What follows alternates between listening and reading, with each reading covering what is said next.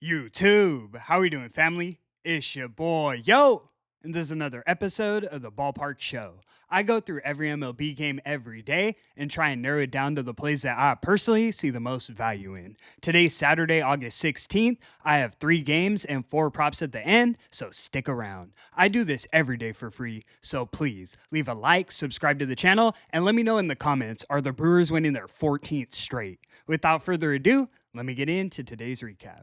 Recapping yesterday, we dropped our highlighted play of the day. We took the Arizona Diamondbacks and Colorado Rockies over 12 runs. This one was a slow burn. I can't even say it was close. We saw walks and we saw hits, but there wasn't any big home run or catalyst for the offense. It was kind of crazy because all 7 runs came off of Fat or Tanner Gordon. Both bullpens were perfect. For the Rockies and Diamondbacks, that's unprecedented. Didn't see it coming. We're now 12-11 on all highlighted plays in August. The comeback starts now. Let's get back in that win column and start a streak today. Without further ado, let me get into today's games.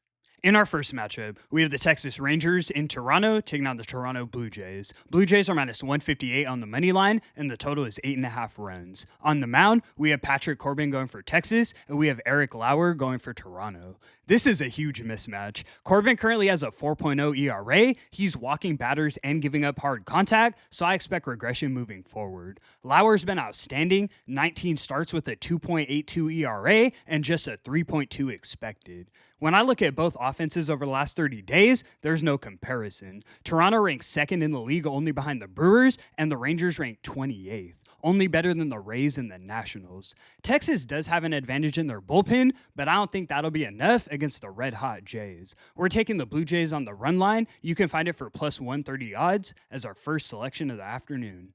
Let's move. In our next matchup, we have the Atlanta Braves in Cleveland taking on the Cleveland Guardians. Guardians are minus 119 on the money line, and the total is 8.5 runs. On the mound, we have Joey Wentz going for Atlanta, and we have Slade Cecconi going for Cleveland. This is a pretty even pitching matchup, but I'd give the slight edge to Wentz. He's limiting hard contact. His only problem is the free pass. The issue with that is the Guardians are a patient team who take advantage of their walks, so I think it's a bad matchup. Cecconi's been serviceable. He also walks a lot of batters, but the difference for me is the Braves are a team who take advantage of hard contact. They aren't necessarily known to utilize the walk, so it's less of an issue. Both lineups have similar production over the last 30 days, but Cleveland has a huge bullpen advantage. Even if they're down a couple runs in the late innings, I trust their bats and pen to show up in a big way. We're taking the Guardians on the money line as our next selection. Let's move.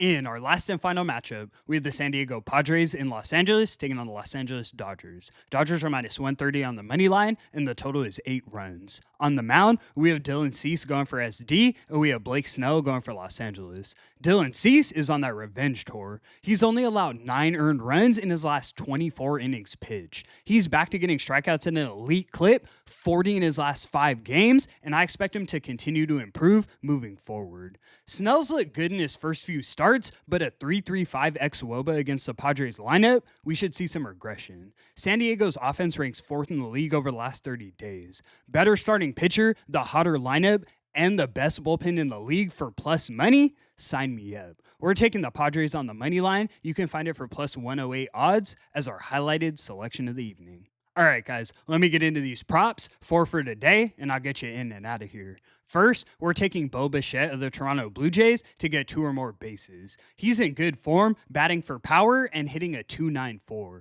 Love the matchup against Patrick Corbin. Next, we're taking Steven Kwan of the Cleveland Guardians to get 1 run or RBI. He's batting a 3.64 head-to-head against Joey Wentz. I think he finds a way to get on the board. Next, I have to run this one back. We're taking Byron Buxton of the Minnesota Twins to get 2 or more bases. I was heavy on it yesterday and he whiffed, but you guys know how the day after goes. 2 career home runs and a 4.12 average against Casey Mize. Last but definitely not least, we're taking Luis Ariza of the San Diego Padres to get 2 or more bases. Probably the best hit for contact guy in the league. He's got a 1.4 OPS against Blake Snell. And that's going to conclude today's video. Thank you so much for tuning in, guys. We've been sliding. I need to get back in that win column today.